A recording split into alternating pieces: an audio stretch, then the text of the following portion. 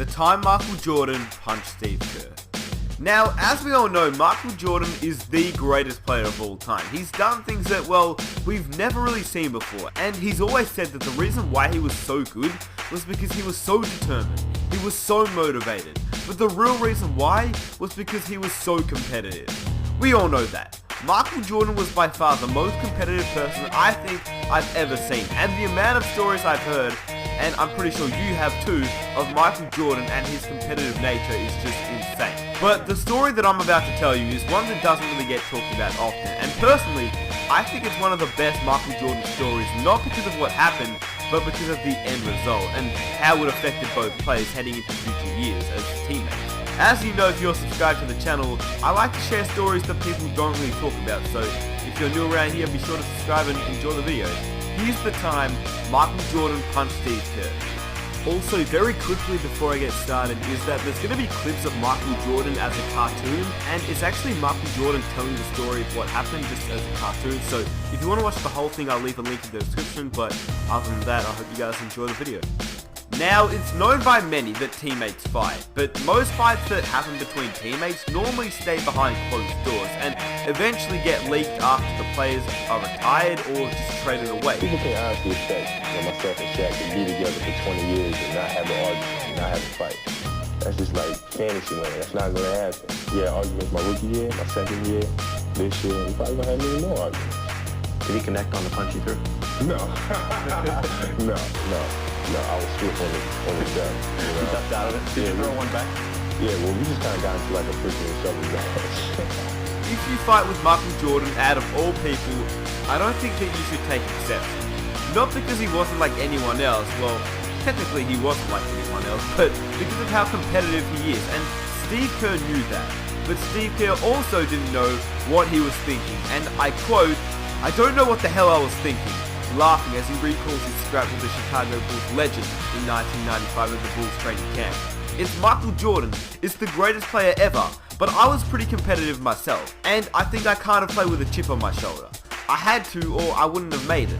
Now, these words from Steve Kerr are true, but I don't know why, maybe it's just me, but I can't imagine Steve Kerr in a fight. He just seems like a nice guy. Anyway, that's besides the point, because he obviously was in the fight, and so was Michael Jordan. In fact, I'll let Michael Jordan do most of the explaining because, well, he can obviously explain the story better than I can, because he was obviously there. This is coming back after the disappointing playoff game. Everybody was saying it was Scottie Pippen's team, but I was trying to work my way back up to where in '93 it was Michael Jordan's team. So it all started in 1995 when Michael Jordan and Steve Kerr got matched up in a scrimmage. It was very intense. Michael Jordan heard all the critics after the Bulls' playoff loss to the Orlando Magic and intended to silence them. The postseason defeat to the Magic in the conference semifinals, his first series loss since 1990, and many believe that his best years were behind him. I mean, when you think about it now, he literally did just come out of retirement that year, but because Jordan is, well, Michael Jordan, at 32 years old, Jordan was wanting to prove to haters otherwise. So yeah, the offseason started and this particular scrimmage came around. All Jordan could think about was the haters from the previous season, and he just wanted to prove them wrong. Instead, Phil Jackson, obviously the coach of the Chicago Bulls at that time, thought it would be a smart idea to spice things up a little bit. And this one day, I don't know, I was just in a very feisty mood. And Phil put Steve Kerr opposite of me. But he was giving Steve all the calls. And I'm getting like really ticked off. Anyway, Jordan was furious, and as a notorious trash talker, he and Kerr started talking trash on a couple of possessions, and then it just escalated from there. Now, we all know that Steve Kerr seems like the nice guy, and to be honest with you, the way that I visioned the event, I think Jordan probably said something a little bit too far, and that's how it all clicked, but I couldn't tell you for sure since I obviously wasn't there. Steve Kerr then says, "I took exception to something he said. So I was talking back, and I don't think Michael really appreciated that. And we got in the lane, and he gave me a forearm shiver to the chest, and I pushed him back. And next thing you know, our teammates were pulling him off me." One thing led to another. Next thing you know, I fouled him real hard. He fouls me real hard. And then before I knew it, I hauled off and just whacked it right in the eye. All the anger, all the comments of people saying that my skills had eroded and I wasn't the same Michael Jordan, and I was letting everything go. Of course, Steve Kerr got the worst part of the incident. I mean, he ended up with a black eye, but that's pretty much what happened to most players when they challenged Michael Jordan. But the thing was, and this is the main reason I wanted to make this video, is that after the fight happened, Steve Kerr earned Michael's respect. But yeah, Steve Kerr, only 6'3" against Michael Jordan, you would assume that he would get the worst of it, and he did. He ended up with a black eye. He threw some punches before, it was all broken up too, so good on him. The next day in practice, I'm looking at Steve. Steve got the biggest black eye. And when I saw him, I went right up to him. I said, you know what? I'm totally sorry. I just lost my temper. He says it was partly my fault too. I knew not to push you. We two grown men and teammates stood there for almost 20 minutes apologizing to each other. From that point on, I've always respected him. He didn't give up. He fought back. You know, he may have gotten the worst end of it, but I respect him. Now, the fact that I found really interesting and completely forgot about was the fact that Steve Kerr and Michael Jordan didn't really have much of a relationship at this point.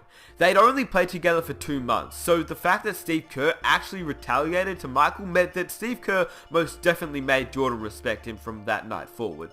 Jordan explained after the incident that he apologized. And I called back to the Bulls practice facility, and they gave me Steve's phone number, and I got his answer machine. And I said, Steve, I am so sorry. My anger got the best of me. I really am trying to get myself back to where I once was, and it was just something that shouldn't have never happened, and I truly apologize for it.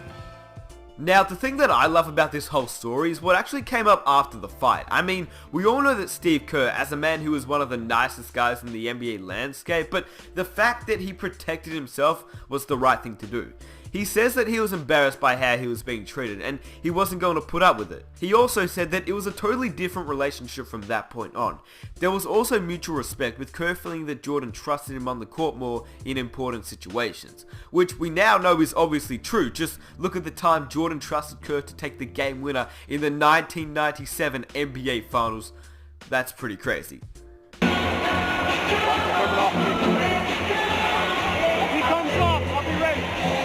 6 seconds, 5, Michael in traffic to Kerr, 15-footer,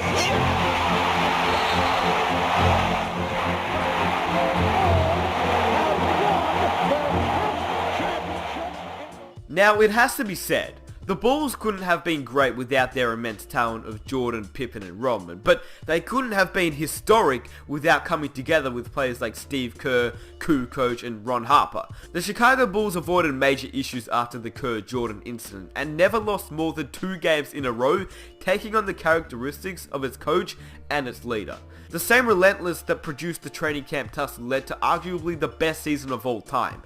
After the incident, the Chicago Bulls finished with a 72-10 record, which lasted as the greatest record of all time until obviously the Golden State Warriors beat it, but I mean, the Bulls won a ring, so I still say it's the greatest record of all time. Now, from the NBA landscape and the outside world, from afar we don't really see what goes on in practices, and we're pretty much unaware of the little day-to-day arguments, but I can almost guarantee you that fights like this, maybe not to this extreme, but fights like this do happen a lot of the time, and it's not always a bad thing. It's just 2 players, 2 competitive players just getting into it, and I think it's honestly fine. I think we should maybe not hear more about it, but we should maybe sometimes get a little bit of insight from NBA players, because I think it's pretty cool hearing stories like this, and sometimes it can ultimately be the catalyst for creating tighter bonds, just like Michael Jordan and Steve Kerr.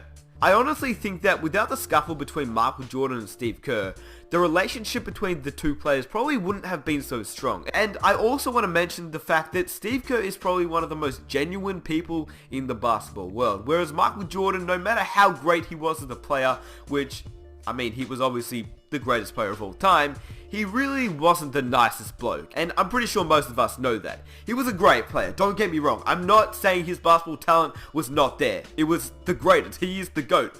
But I'm saying, as a person, I don't think he was the nicest bloke, and that's just part of his nature. That's how he was. That's his competitive nature, and that's the reason why he was so good.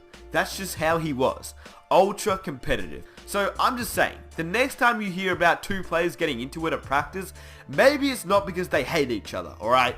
Maybe it's the fact that it's just 2 competitive guys getting into it, and to be honest, it might even bring them closer together on the court. And I hope you guys enjoy the video. I just thought it'd be a really interesting video for those that don't know about the time Michael Jordan punched Steve Kerr in the face. And to be honest with you, Kerr wasn't the only player Michael Jordan punched in the face, which is pretty insane, but that's who Michael Jordan was. If you enjoyed the video, please subscribe for more videos just like this. I honestly appreciate all the new subscribers because we've been getting a lot of new subscribers, which thank you guys so much for sticking around and enjoying the content. If you're new, be sure to subscribe. I think you guys will love this channel, and if you enjoyed this video, please leave a like, comment some of your own ideas that you'd like me to make a video on, and that would be absolutely amazing. And I'll catch you guys in my next video. Peace!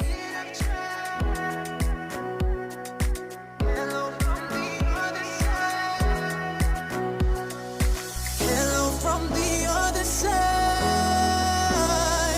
I must have called 1,000